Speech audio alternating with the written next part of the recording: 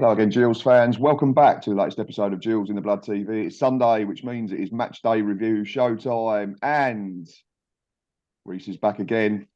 And we have a special guest this week, fresh-ish from a long journey home after being on co-commentary yesterday at the Priestfield Stadium. It is Tom, who runs the brilliant Shrimps Online Twitter page. I will put the details, as I always do, at the bottom of this video. So go and give Tom a follow for all news Morecambe.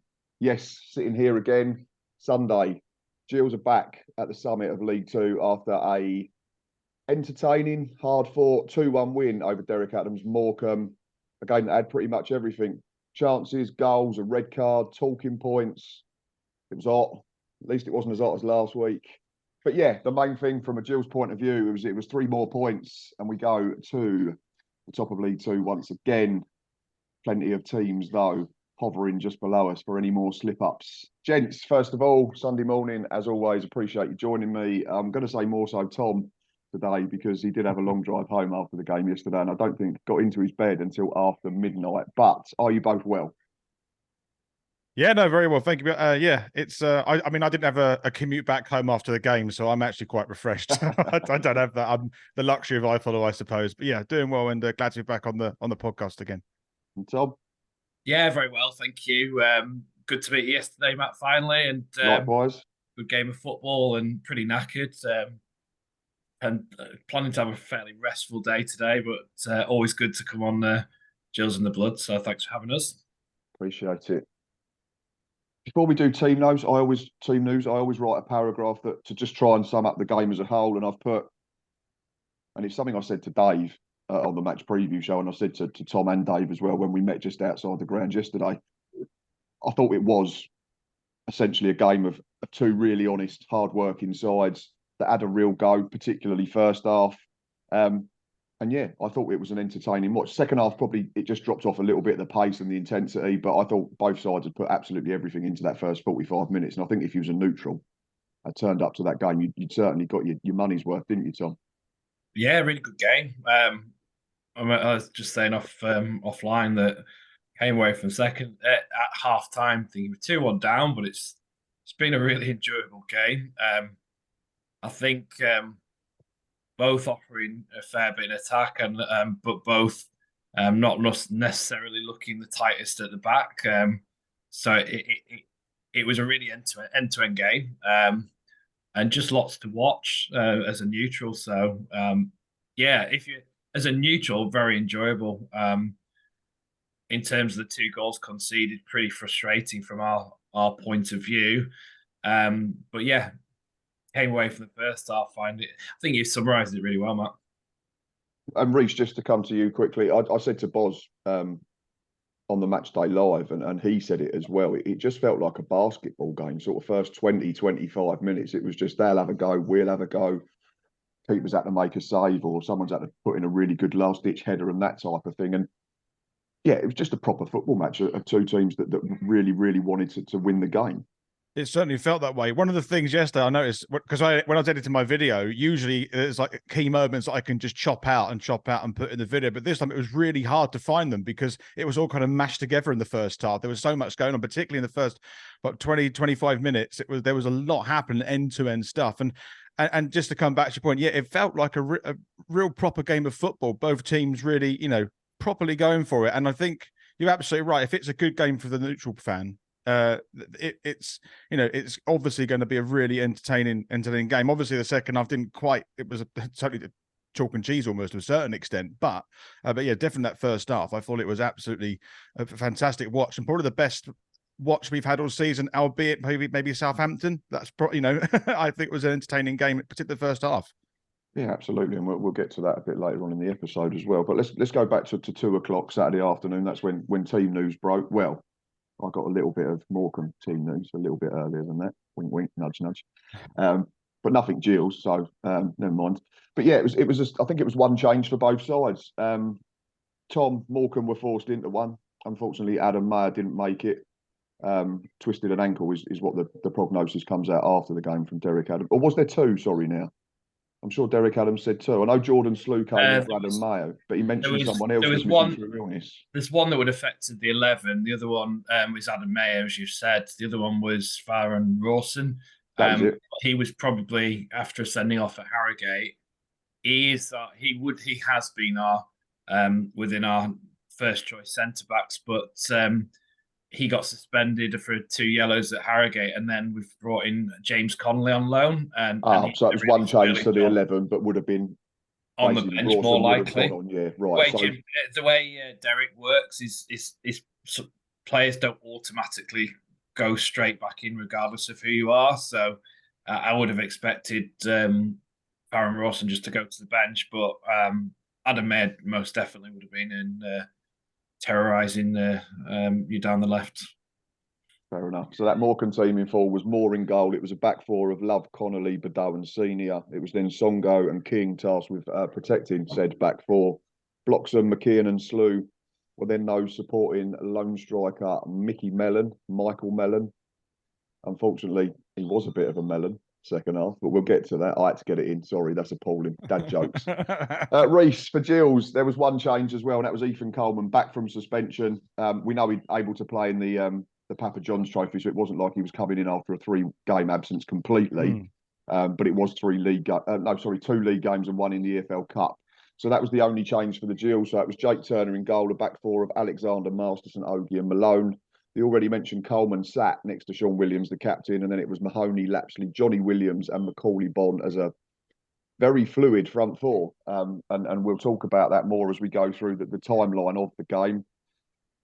We've already said, first few exchanges, first 5 minutes, without being really a clear-cut chance, it certainly whetted the appetite for both sets of fans and any neutral for what turned out to be a super first half of football.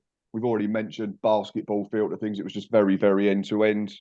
And yeah, inside 10 minutes, the Gills goal gift was out, and I thought it was a really well-worked routine. I'm sure Tom will talk to us about Morecambe's defensive frailties from the set piece. But from our point of view, Reece, I thought it was really good. Looks like some sort of training ground routine. Conor Mahoney, good delivery, which he tended to do all day to the back post. Ethan Coleman had peeled off his man. It's a header back into a dangerous area. And from there, Morecambe probably don't pick up as well as they should. But Jules Lapsley still has to have a good touch and swivel. Smacks it in front of the Raynham end. And Jules led inside 10 minutes.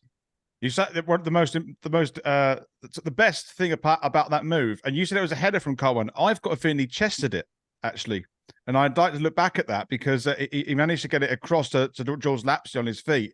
I've got a feeling he might have chested it across. I'm happy to be corrected on that. But I just thought that the move itself, I thought the move itself was extraordinary. and Coleman in the right, it peeled off his man, trapped the ball and managed to get it to Lapsley, who, for his credit, was also in the right place and, had a difficult job. It's not done yet. I know you might be 6 yards out of goal, but you still got to put the back of the net. There's a lot of pressure there, but they've managed to beat more. And and it was a lovely, well-worked move. Was it a header? Yeah. Oh, okay. It's one hell of a chest. To be fair, if he managed to chest it about 11 yards, then pecks of steel, the man. But either way, it was very good. It is. What are the downsides of watching I Follow? In Germany, anyway. But it's not every football channel you come on, Tom, when you hear the words "pecks of steel" at 9:15 in the morning. No, I stand corrected. But it was still very good. That was absolutely. And I thought that I thought it was a good finish as well. Tom, from your point of view, I know you've mentioned, and I know Derek Adams has mentioned in the short video that I've seen on the Morecambe YouTube channel, frustration at both goals. So what can Morecambe do better from that corner? I mean. To have an unchallenged, he looked actually slightly unmarked. Actually, it looked like Joel Senior went to him quite late on, and already your man, sorry, was it Coleman? Coleman's the one that headed it back across goal. Yeah, already had the march on it and inside your box like that. So first contact was poor defensively from us, and then the Lapsley's got all the time in the world right in front of Moore. So poor from our side defensively, and actually one that we've seen in past couple of seasons at times from corners, particularly under Stephen Robinson, but it's not one that we've we've been too bad with. And I did wonder to what extent, you can't say it's about one player, but certainly Farron Rawson is very dominant in the air. So I did kind of wonder to what extent that affected us, because normally between Jan Songo and Jan Songo, I'm struggling to get words out here, fellas. Jan Songo and Farron Rawson, we are quite dominant at that first contact from the box. So did kind of, just that change might not have helped, but poor from our side, I thought, defensively to let you have first and second contact. Yeah, and to be fair, I can see your point and Derek's point, because it's not like Ethan Coleman's little, is it? He's about 6'5", big rangy player. It's not like he disappears easily. So good from Gills' point of view, frustrating from a defensive point of view. I think that probably sums up most goals that we see, doesn't it? We like to pick holes from a defensive point of view. Reminded me of the goal that then was scored straight after, because I can still, if I remember rightly, Gills was still singing Gillingham are massive, and then it swiftly went very quiet, because I think it might have been Senior was in the left back position for the equaliser and clips a ball in between, and much in the same way that George Lapsley had just planted himself between the two centre halves in the Morecambe 6-yard box for the opener. Michael Mellon just stands in between Shad Ogie and Connor Masterson, and not one of them takes responsibility to go and pick him up. You can watch the replay and you can see them both looking at each other, and Jake Turner, I think, has a pop at Shad to a degree. Constructive criticism, we call it. But to be fair, Tom, to Michael Mellon, he's still got plenty to do on the run from a decent, it's not like he's middle of the goal. And it's a really smart finish on the run to lob Turner and see it drop in the far corner. You must have been so pleased with the reaction, given this horrendous away record that you do have going back quite a while. I know it's not all on these players, but it's still going to have an effect from my point of view. So the response must have been so refreshing to see, to come back and score within a couple of minutes of conceding the opener. Yeah, 100% showed a lot of character for us to bounce back immediately.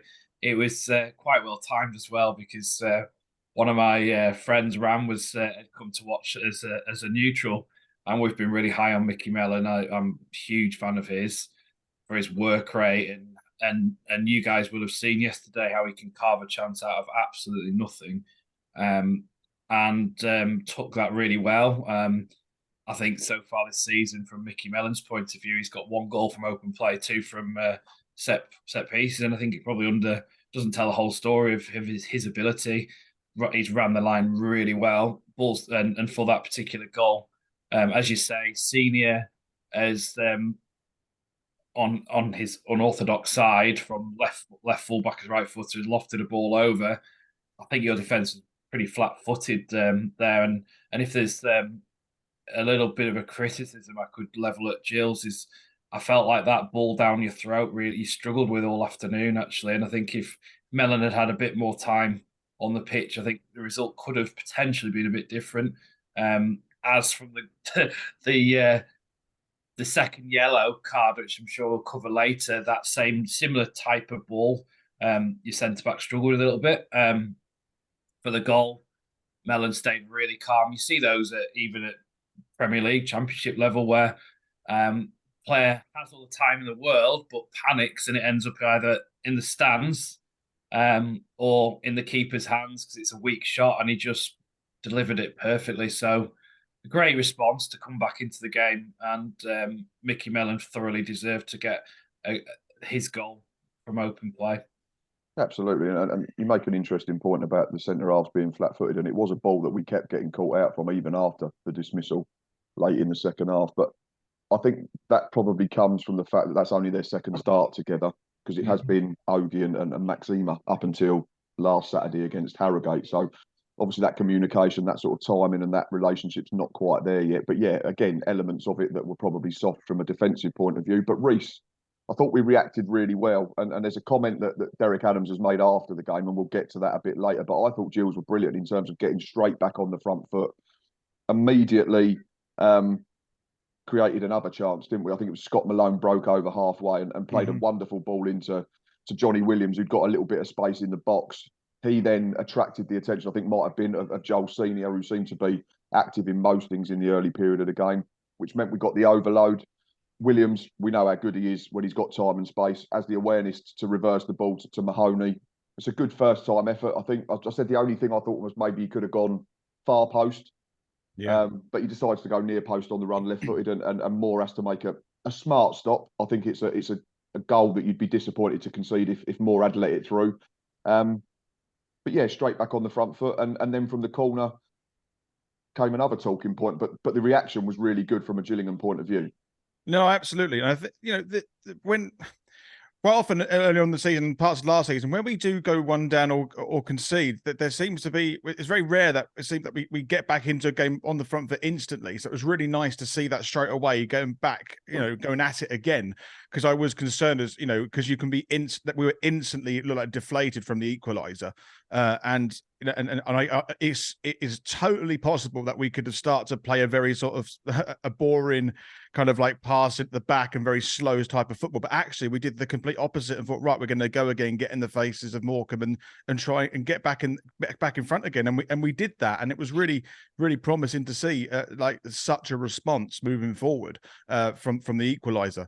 And regarding the shot by Mahoney, and the whole move was great. And I agree with you, Matt, over the far post. I thought maybe he could try to put a bit more power behind it. He tried to do a bit more finesse, and I thought maybe a bit more power might have suited that type of shot. He was fairly good when he decided to run at pace a little while afterwards. And but we'll let Tom dissect that goal in a minute.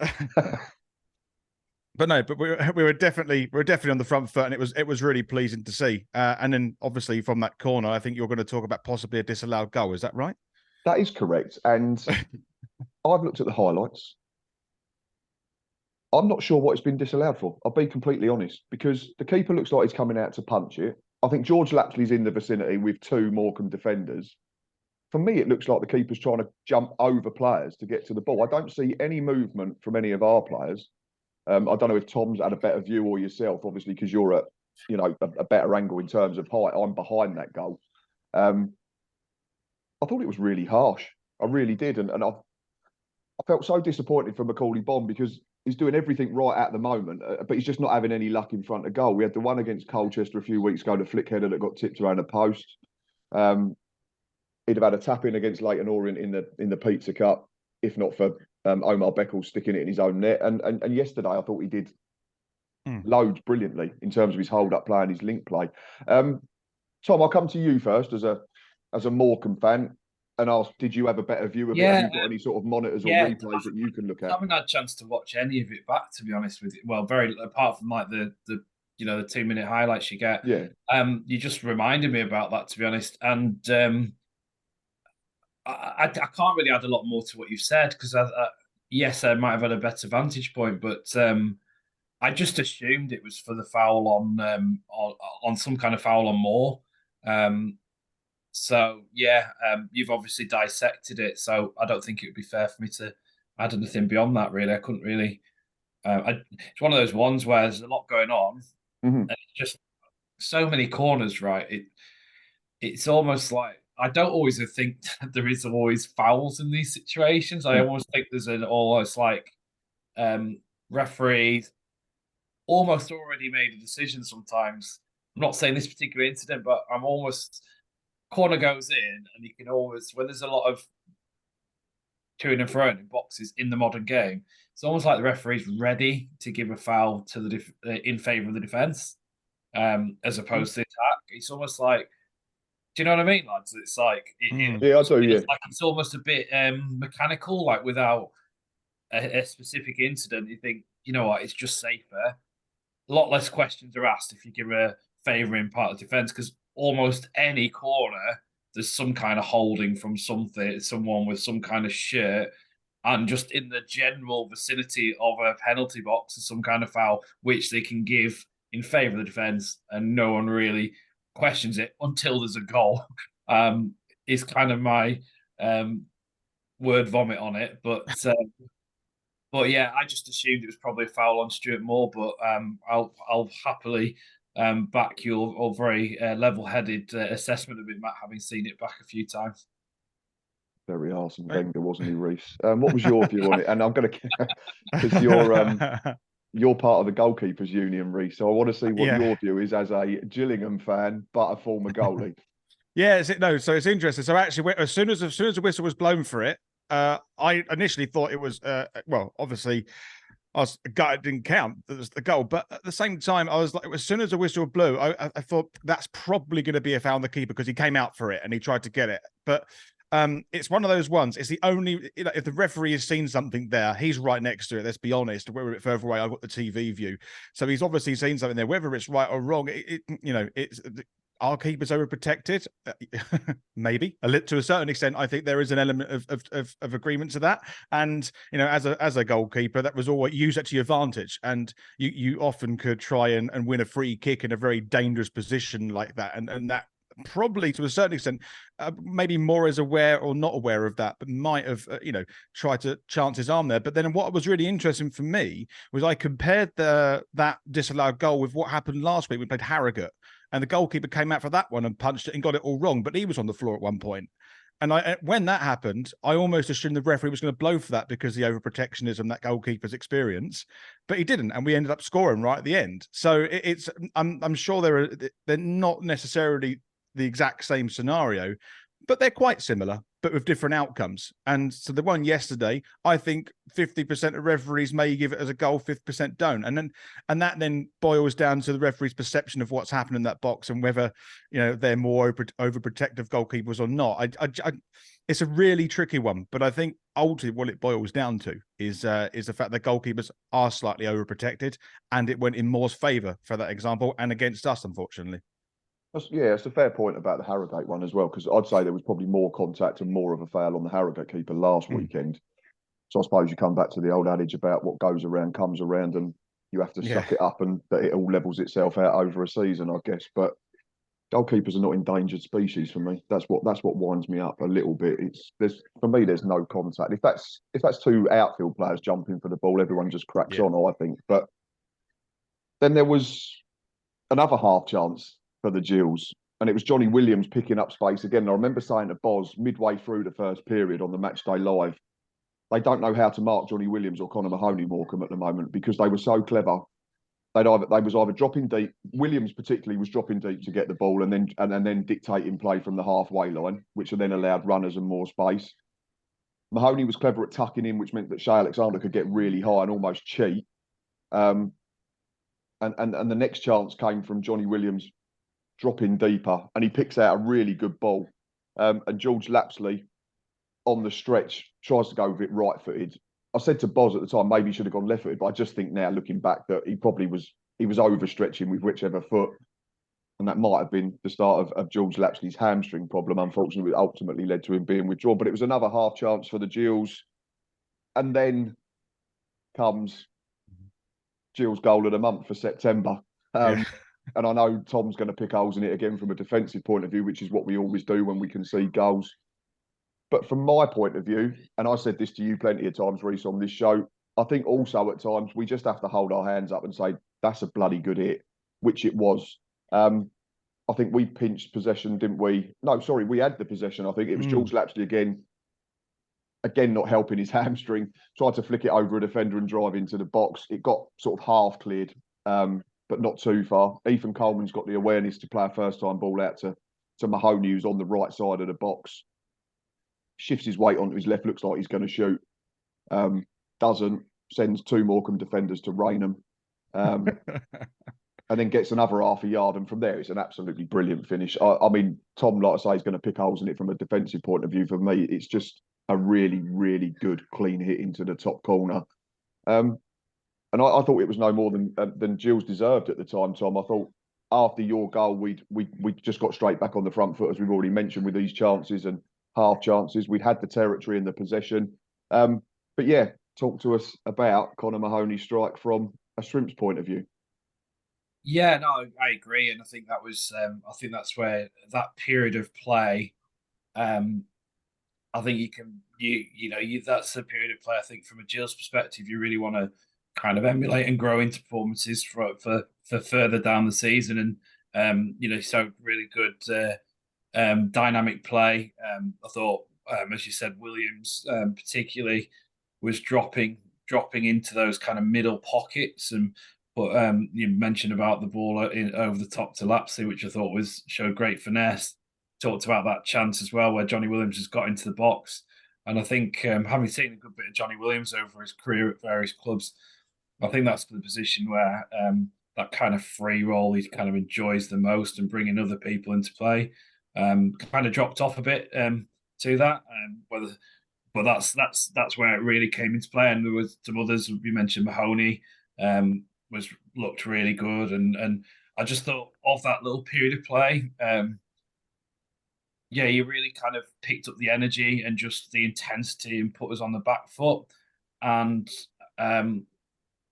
that's from a Gills perspective. From a Morecambe perspective, I think that was probably the most disappointing aspect of the whole game, is just where I guess what we needed there was just a bit of level-headedness to realise that actually just calm down, lads, and just kind of do some of the basics and just weather the storm a little bit like that. And when the goal did come, I thought it was well deserved to take that 2-1 lead for you again, because you had that really kind of intense spell of 5 to 8 minutes of pressure, and then you got your goal. So I thought it was a well-deserved goal. The actual goal, I think, great strike, really good strike, quality strike. You'll be very pleased with that. Good from a Gills point of view, where you just going again. Your first phase breaks down, you go again, and that's that intensity. So, as I said, from a Gills perspective, I think that little period of play is the bit that you want to grow into other performances to have a more whole performance. From a Shrimps perspective, I think the probably most disappointing thing is we didn't clear our lines. Just at that point, that little bit of experience where when you get that chance, just put it out long. Mellon's shown that he's really useful at trying to keep your centre backs clear, just even if it's into the stands. It doesn't really matter at this point. It's just, and I hate to say it, but at that point, it's just might be a little bit controversial, but maybe that little bit of experience with the dark arts just to slow the game down a little bit where we're under that pressure. Just that experience of someone just to go find little ways just to break the Gillingham momentum. So I just think that little bit of period from a play, Gills, and fair play, did really well to take the lead from our perspective. Just showed that little bit of naivety.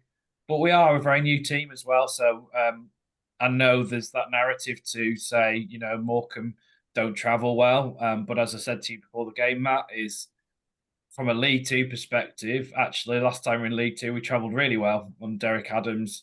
And yes, we've lost 3 on the bounce away from home, but actually, we're still really early on into this evolution of this side. So I'm not willing to just write us off as a poor League Two side. And I think there's, that as you said from your centre back partnership, that was only James Connolly's second game for Morecambe. So there's just these little relationships that take time to blossom. So fast forward 10 games, are we able to weather that storm? So a long-winded answer, but I thought Gills really good for that. Well deserved the lead. Great strike. You'll be very pleased for that from us. Did we control the controllables? Well, no. And I think that's where we've really got to focus in. And if we're going to go to a place like Gillingham and get a result, that's the bit that we really need to focus in, and just having calmer heads when things are really going against it. Because wherever you go, you're going to get that period of pressure, 5-10 minutes, where you just need to find a way to get through it. Absolutely agree. Yeah, and I've got a point about, and again, it was something we spoke with Dave about on the preview show about it being a very young side. But you mentioned calmness. Reece, the game finally calmed down after about 25, 30 minutes, because it had been an absolutely mental start. It had been frenetic, frantic. It was played at high pace, high intensity in what was warm conditions. So first of all, credit both sets of players for what was a very entertaining first half an hour. But there was just a lull. There was a couple of bookings. I think Johnny Williams got one for a foul. Michael Mellon got his first one, I think, for kicking the ball away. I think Williams was for kicking away, because Williams was up. Yeah, well, they both that was the.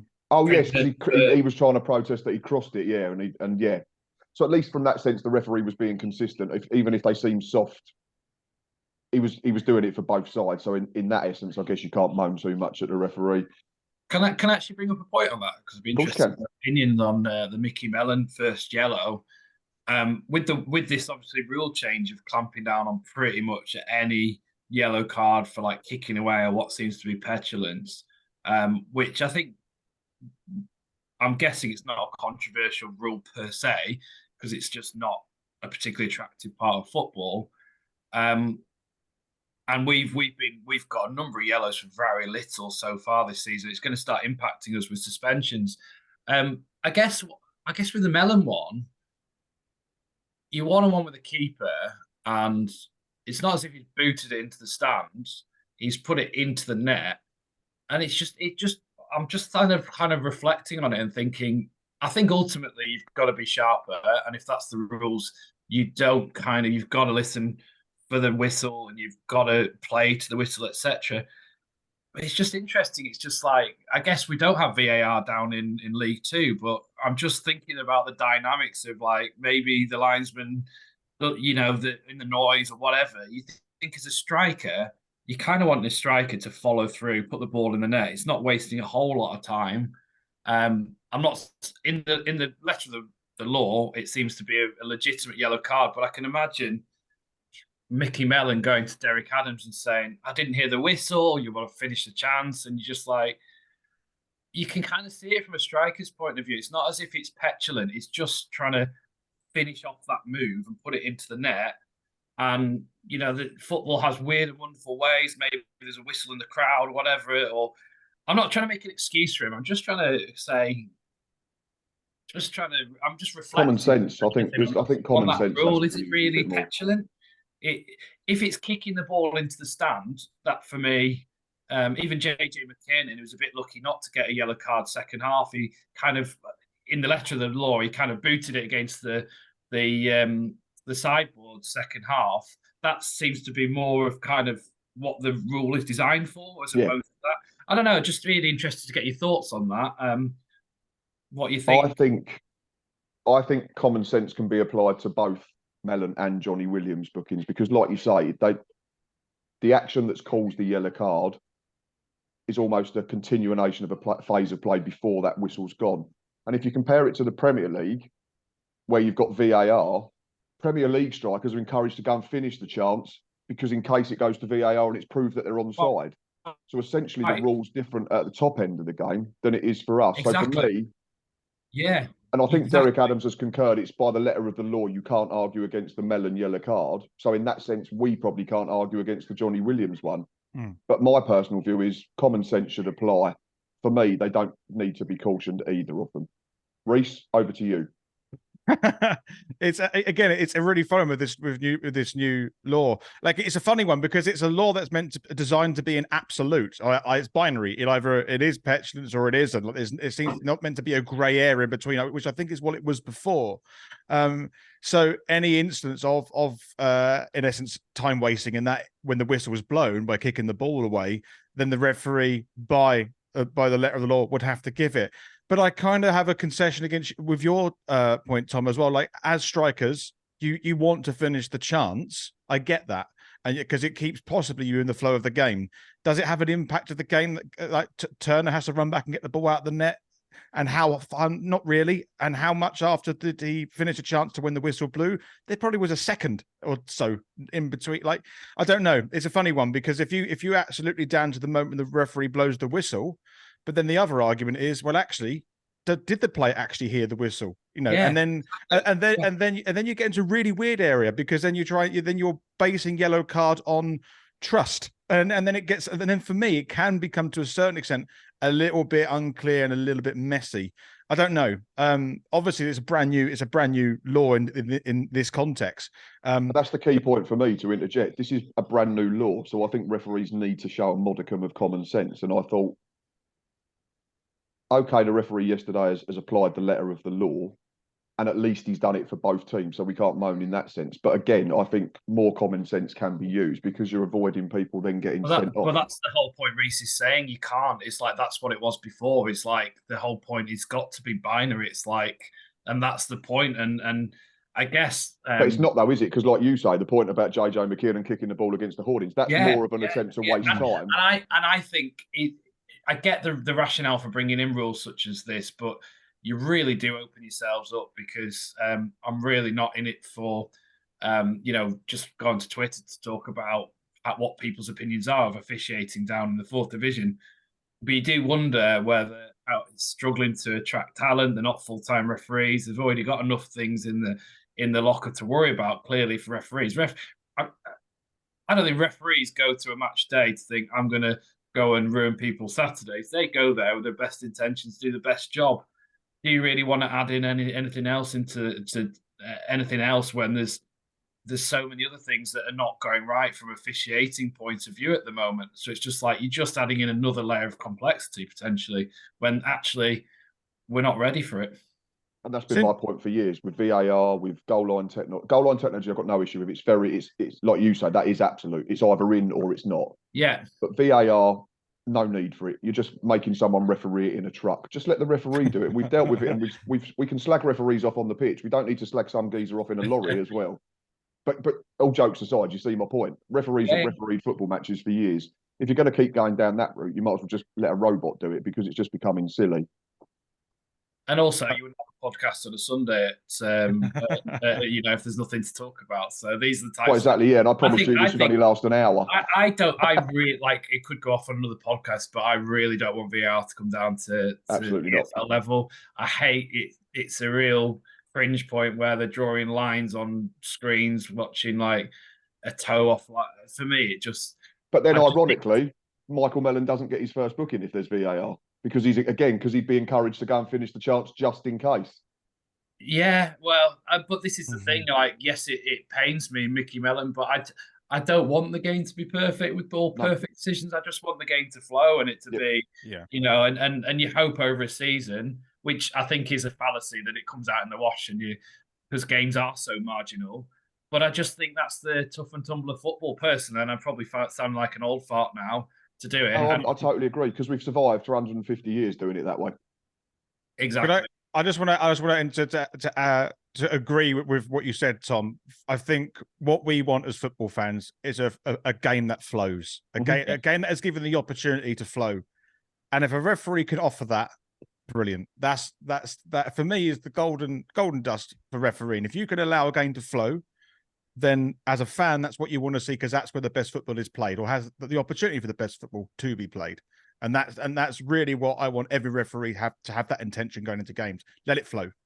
And we always say... But then ironically, Reece, is the reason this initiative, they've all sat there over the summer to do this, is because certain teams, let's not pick out any teams, will use these moments to kill time. So they're 2-1 up and they'll boot the ball into stand. And it's just like, so actually this is designed to make the game flow.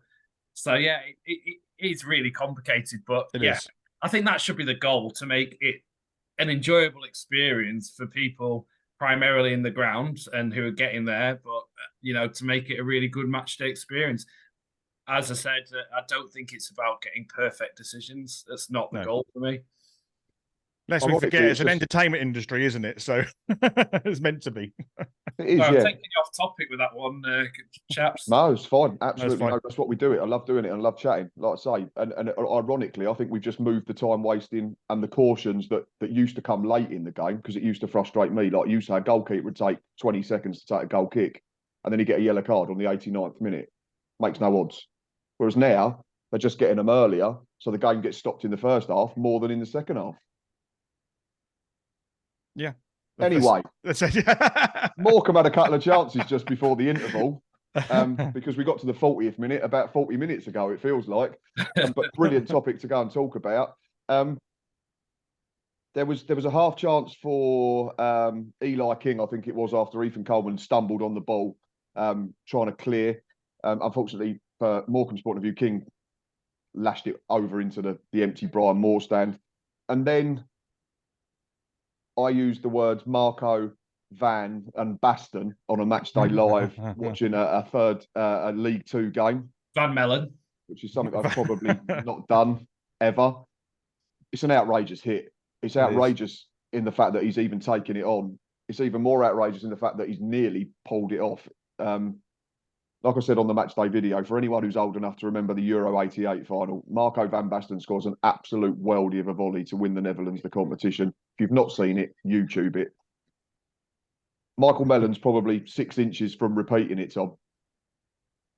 It was, yeah, really clever little ball, actually. Donald Love does, you know, can be quite a controversial pick for Morecambe in the side, but he did really well for putting the ball into the kind of corridor of doubt and in the channels, and Mellon loves that.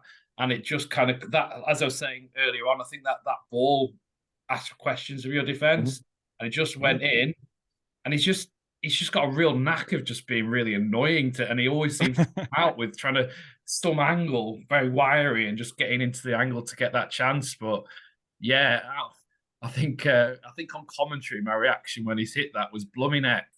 Sounds so northern. It was a great hit, and actually the chance before that you mentioned about Eli King, which I think he would have wanted to hit a cleaner strike, test Turner for that, was actually Mellon again, where Mellon had through the break, I think it's JJ over to Mellon, and Mellon cool as anything just to pick out Eli King on the edge of the box. So just that passage of play around that was just fantastic for Mellon, and the strike, if that's gone in, yeah, goal of the season. It's goal of every season. Fantastic goal. So, yeah, was just reflective of although we've had that a bit of a quieter patch, and actually I think that passage of play was where we responded to you to kind of fight our corner, where you deservedly taken a 2-1 lead. And then we started to calm down a bit. Actually, out of possession, our shape looked a lot better. And then we started to do what I'd say is the Morecambe way under Derek Adams, is we've got really good talent technically in the forward areas, can pick a good pass. And when they start to play that calmer football, you can see those little transitions. We've seen it at home. And yeah, we had that passage play. And, if we got that Mellon goal, then we go into half with a very different story, but great strike, unlucky. Absolutely. And then there was one final half chance for Gills, and it was the complete opposite of Michael Mellon's chance, and that was that Jaden Clark got himself into a decent bit of space on the right-hand side of the box and scuffed an effort that your keeper did his best to try and spill into a dangerous area, but luckily from a Morecambe point of view, he managed to fall on it before Scott Malone had got there. And then we was all able to breathe for 15 minutes, because after a very eventful first 45 minutes, the half-time whistle blew. I think it's fair to say, and we've all agreed and we've all said, that the second half didn't live up to the billing of the first period, and that's probably because the bar was very high in terms of what we got from the first 45 minutes. Second half, up until an hour or so, nothing happened. I think there was another couple of bookings. Connolly got one for Morecambe. Sean Williams, the captain, went into the book for a foul on the halfway line. And I said at the time, I felt that was okay from a Gills perspective, that the game was being played at a slower pace. I'd said at half-time that we could probably sit in a little bit and almost play on the counter-attack a little bit, because Morecambe were going to have to take chances and be open. Morecambe rolled the dice, I think, between 59 and 65 minutes time. I think there was 4 changes that came in that sort of 6-minute period to try and freshen things up and give us a new problem to deal with, but still nothing in the way of chances. I think in terms of the first shot in anger, it didn't arrive until nearly the 70th minute, and that was a free kick from Michael Mellon again. Decent enough contact. It looked like it was one of them where you're trying to hit through the valve of the ball and rely on natural movement to maybe deceive Jake Turner, but from a Gills perspective, luckily it was straight down Jake's throat and he fell on it. Yeah, it was just the complete opposite, Reece. That sort of first 15 minutes of the second period compared to what we'd had in the first half was very, very quiet and mundane, and just gave everyone a chance to take stock.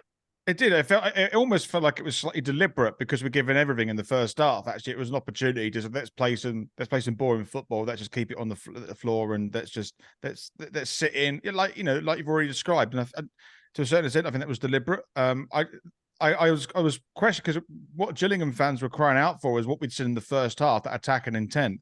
But I don't know for a whole game how sustainable that is, because it probably is relatively possibly sustainable, but at the same time, if you're in the lead and you're in the going to the second half 2-1 up, maybe, like you said, sitting in and trying to, you know, save some of the energy tank there a little bit, and look like what we were trying to do.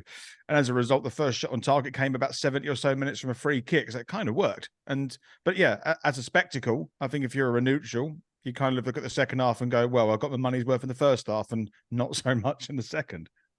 That's it, yeah. Or if you might have been in a dark room having a lay down after the first Yeah, half maybe. if you're a neutral anyway. I mean, we certainly were from, you know, being supporters of the relative two clubs. Gills then made their first couple of changes, and it was the same double change as last week against Harrogate. It was Macaulay Bonne and Johnny Williams, who'd both been impressive and had both worked really hard out of possession as well as with the ball, and they were taken off, and it was Ashley Naderson and Tom Nichols that came on. Then, Tom, comes the big talking point of the game. And I must admit, I watched it live. And again, it was that straight ball that you've mentioned that was causing us a problem because Mellon's pace was getting in behind and stretching the centre halves. Connor Masterson, for me, does brilliantly well to get across and cover. And I've heard Derek Adams' comments afterwards, and we'll talk about them once we've got to the full-time whistle. I said straight away, that's very late. That's a naughty challenge. And I know Derek said that he's having a shot. But for me, I think it's a yellow card. He's late and he's whacked into Connor Masterson up sort of ankle shin height. I think from my point of view, I think Mellon knows he's in trouble because he then stays down to pretend he's got an injury himself. He may have, I'm not sure. So if he has, then fair enough. But what did you make of it? Again, and it comes back to this probably naivety of youth and a bit of over exuberance and making the right decisions. Because surely if you're on a yellow card and you're walking that tightrope, regardless of whether the first one's correct or incorrect, don't give the referee a decision to make would be my point. Yeah, I think you sum it up really well. I think at the time I knew it was going to be a sending off, similar to the decision I was talking about with your disallowed goal in the first. I said to Dave instantly, this second yellow here, because you could just see that what was happening right in front of your home end, and we talked it back in the car on the way back, and it's, you know, you're to-ing and fro-ing. At the end of the day, it all comes down to that first yellow, because you're always going to give yourself a chance. If you're going late on and you can kind of debate it, you can have people saying it's not a yellow, it is a yellow, but you're always going to be on a risk when you're in a second yellow in front of a home end, and with a referee who was very card happy throughout the game anyway as well. You're absolutely right. It does show naivety just to go, you know what, you just got to be really careful. I'm on a second yellow. You want your strikers to go in for things. But yeah, for me, it was a yellow. I'm not really. I think it was there's not. Say there was ability to appeal it. I don't think there would be enough. Yeah. We don't appeal yellow cards, but I don't think there would be enough doubt in terms to overturn it. It's not a ridiculous decision.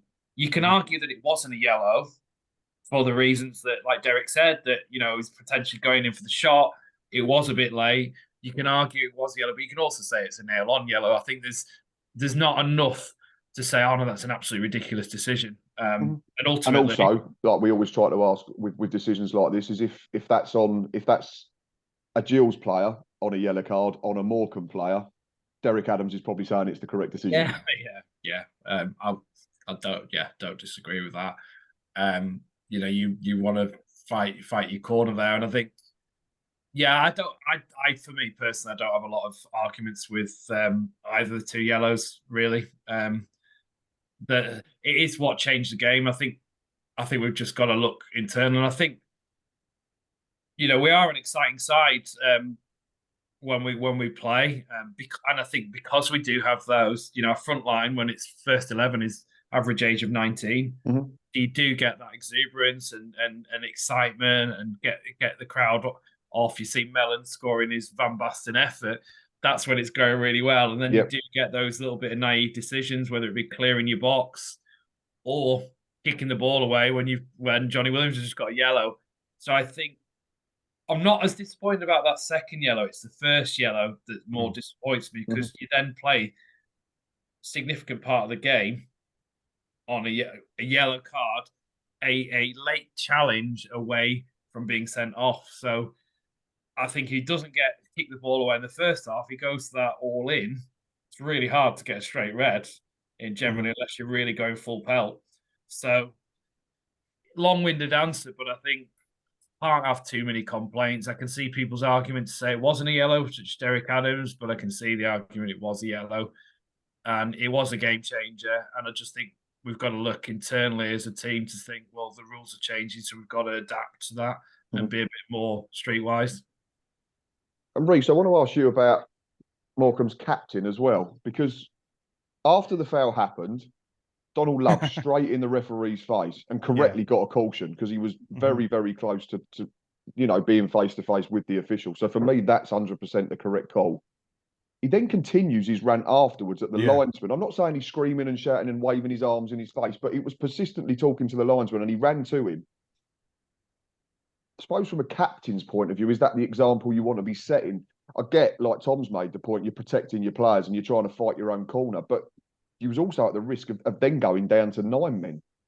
Well, at the time, I made an initial mistake. I thought Love did book in the first half, and actually it was Connolly that I'd misidentified. So I thought he was off, actually. That was my mistake when I watched it back. But you're absolutely right. He was cautioned first, but getting in the referee's face. And the thing is, what I find really interesting, if as a captain, I know you're trying to protect your team. I get that.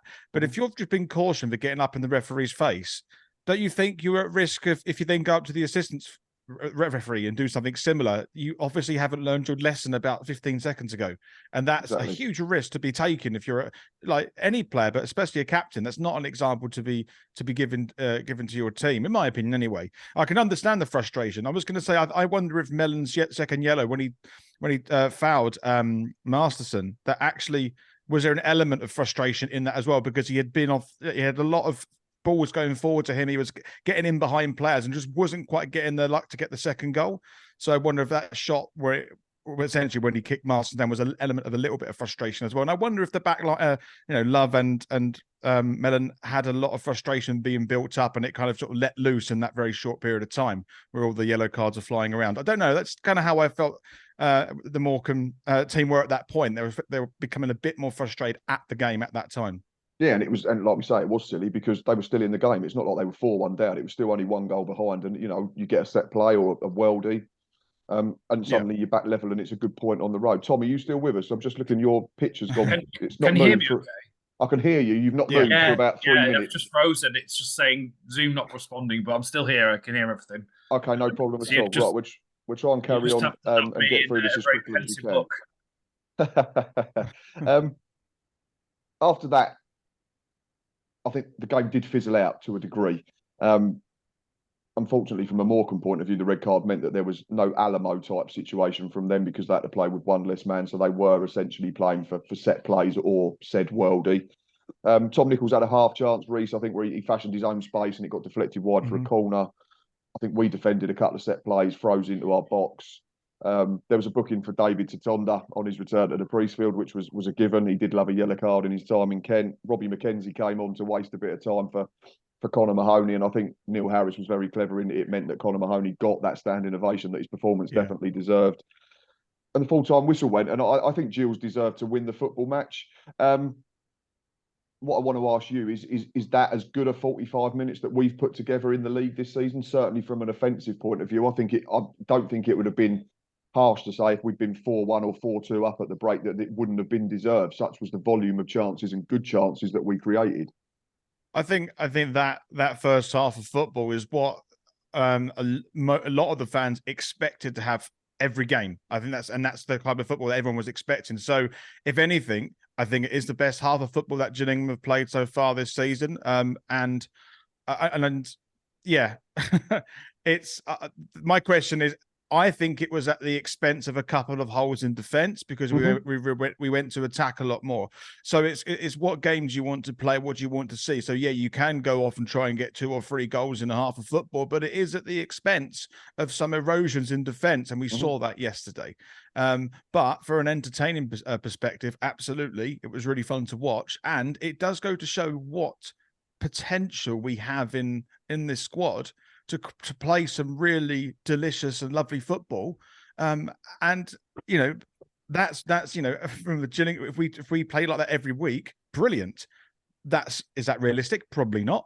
but you know, it's in our locker somewhere. And then it was great to see that demonstrated on the pitch. And I agree in terms of attacking intent. Yeah, was probably our best 45 minutes of the season. And that's it. That's a good point that you make. And I said it on the Matchday Live that we're going to give up more chances if we're going to be more open and more expansive going the other way. That's the natural way the game gets played, and it's about keeping the balance correct for us. And yeah, I think you made another great point. I think it's always been in the locker in terms of Gills. You can't have a forward line that's got Ollie Hawkins, target man, Ashley Nadders, pace to burn, Bond technically good, probably the most natural fox in the box, albeit without actually getting a goal yet. Tom Nichols, creative link player.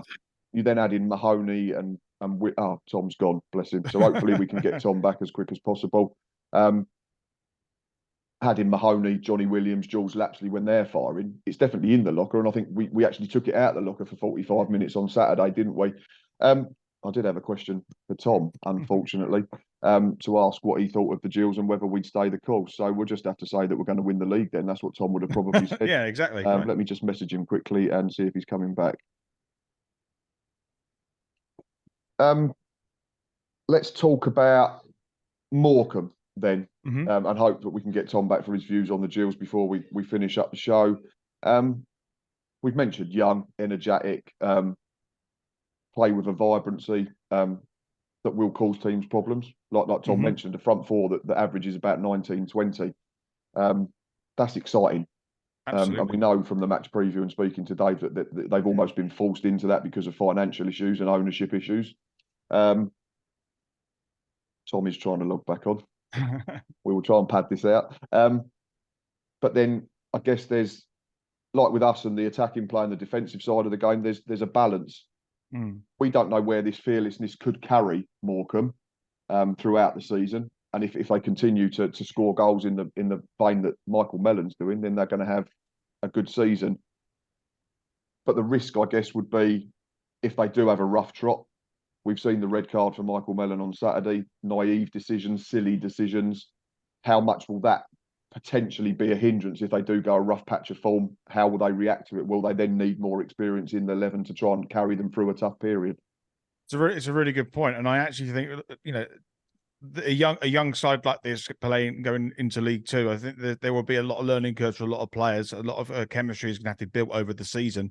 I wonder if this season, like kind of what our season was in the end last year, is a season of consolidation, where actually what I thought, because from what I understand, the Morecambe squad is very brand new, and it was, and so it's going to take that because last season when we eventually got the core squad of players together, it was only then that we went for the transfer window. We added the peripheries to then strengthen the whole thing. I think Morecambe are currently at probably that position where they're trying to establish that core team, where they can then, if they need to, add some extra strength in January or next summer. And I wonder if they're going through a season of consolidation and then, well, you know, and then potentially push on for next season. But then who knows? It might just click for them moving forward. A young team, that is possible. You have a lot of flair and a lot of excitement, a lot of hunger that maybe some players are a little bit longer in the tooth maybe don't have. Sorry, carry on. No, and as I say, because we now have in Gillingham, we have that kind of mixture and abundance now. We've got some players with a lot of experience, but we've also got, you know, some players who are a little bit younger as well, sort of coming through. But I think actually what we have in Gillingham compared to Morecambe, I think Gillingham are one season ahead of what Morecambe are at the moment, potentially.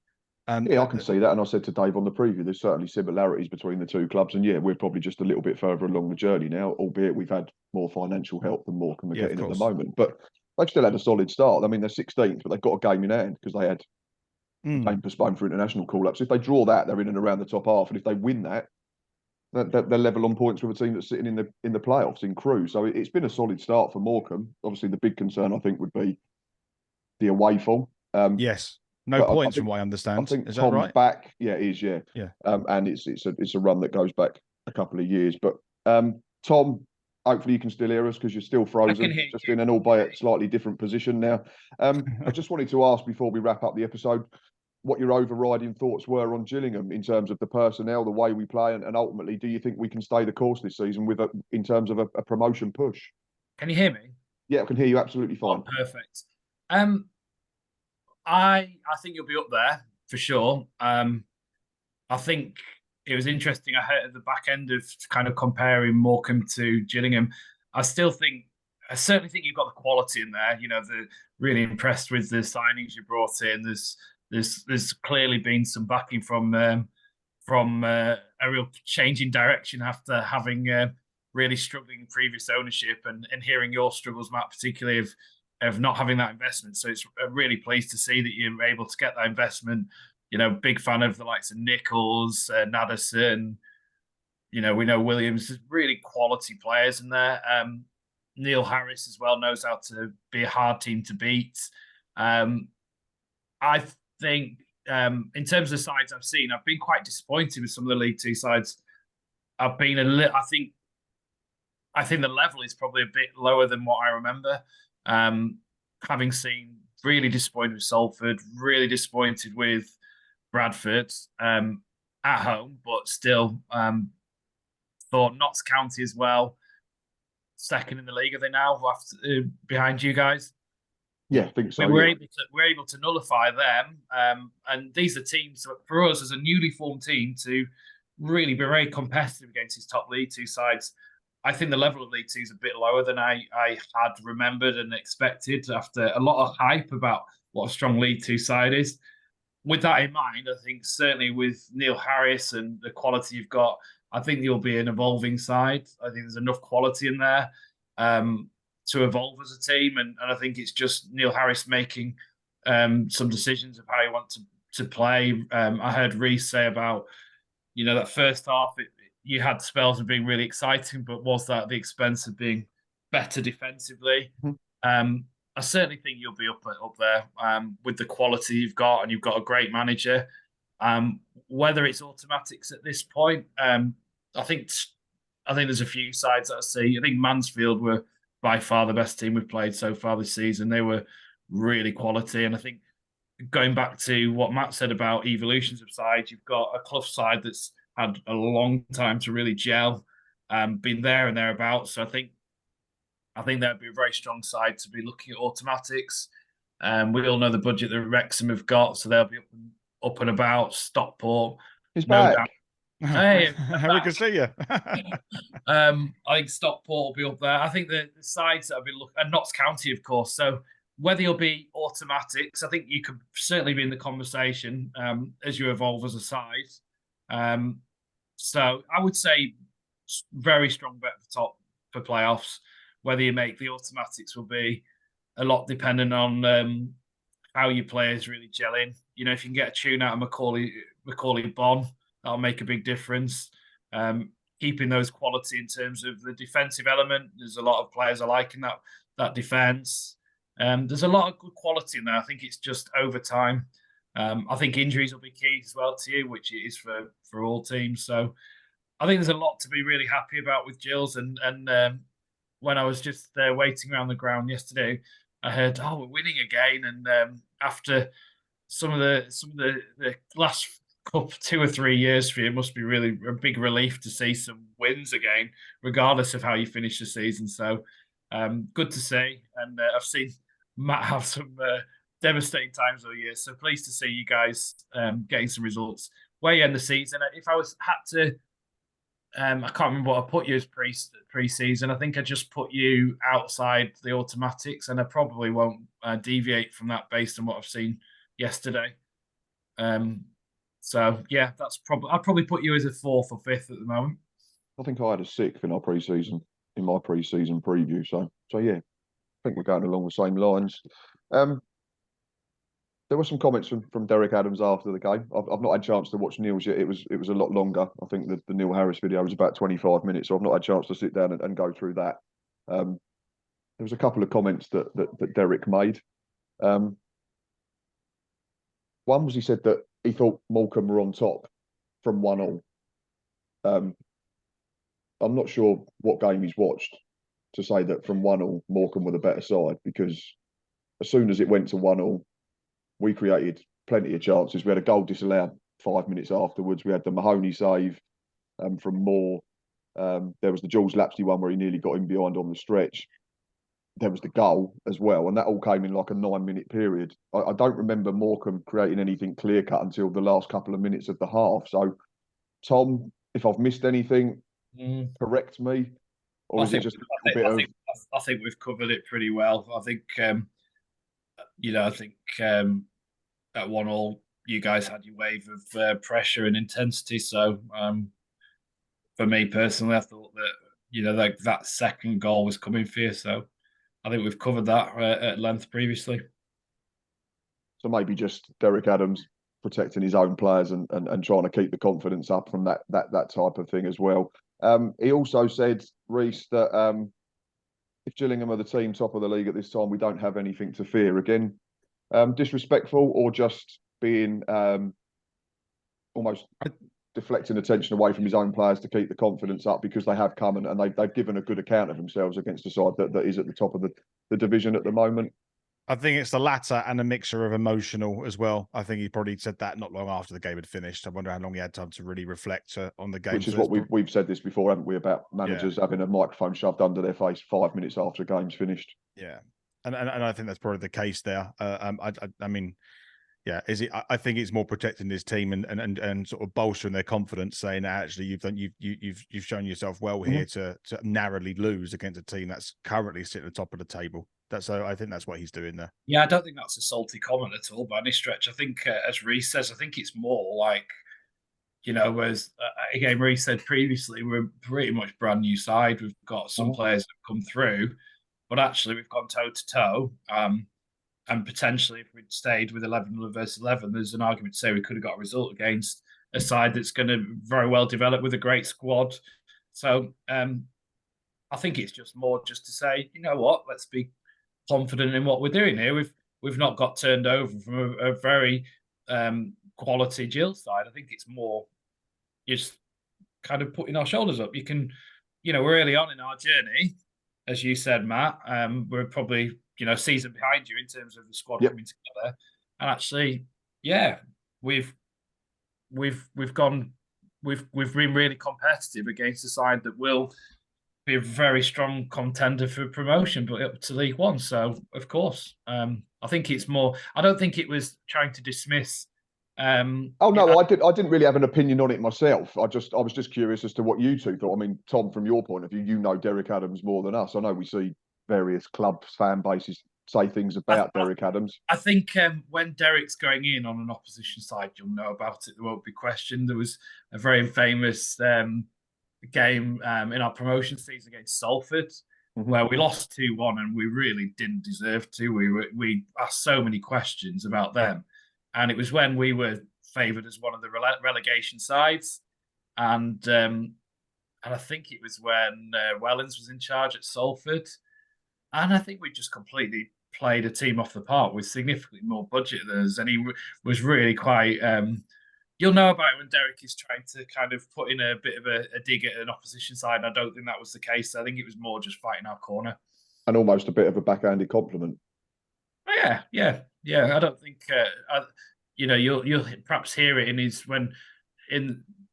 another interview, perhaps more focused on our Swindon preview. He'll probably talk about, positives of Gillingham, how we've gone toe to toe with a side that will be right up there, and with I think it's just like you said, a backhanded compliment, not a backhanded compliment. It's an indirect compliment to Gillingham, if anything. Gents, I think we've covered everything. Yeah, I agree. Excellent. Yeah, it's been a pleasure as always. Reece, thank you very much for joining me, as you always do. Tom, it's been great to get you on again. Second appearance. Unfortunately, if you come on again, you don't get to keep my laptop, I'm afraid, because I need it for work. But no, I do appreciate you coming on. Like I say, I appreciate it was a long trip down, and it was a long trip home, and it always seems a bit longer when you've been beaten. The journey back never seems to take so long if you've grabbed 3 points. So I really do want to say thank you for coming to join us, and thanks again to Dave for coming on and joining us for the match preview. I've said it plenty of times, Gills fans, the stuff that the Morecambe fans do is absolutely brilliant. They've got some great people in terms of supporters. Tom Shrimp's online page, there's a Morecambe Twitter feed as well, another one, an unofficial one that's brilliant. Dave is the matchday commentator along with Tom, who does some brilliant stuff. You've then got some good people behind the scenes like James and Charlie and all that type of thing. It is a proper family community club. And aside from another 90 minutes this season, I really do wish them all the best. As always, thanks for watching this far, whether you're a Gillingham fan or a Morecambe fan. Please keep smashing the likes and the retweets and doing all the sharing and all that type of thing. We will be back middle of the week to preview Doncaster away. And then I will be back on Saturday up north at whatever their ground's now called, because it's probably changed because it's got another horrible sponsor's name. But I will be there, whatever it's called, for a match day live. Until next time, enjoy your week. Thank you to Tom. Thank you to Reese. And up the Gills.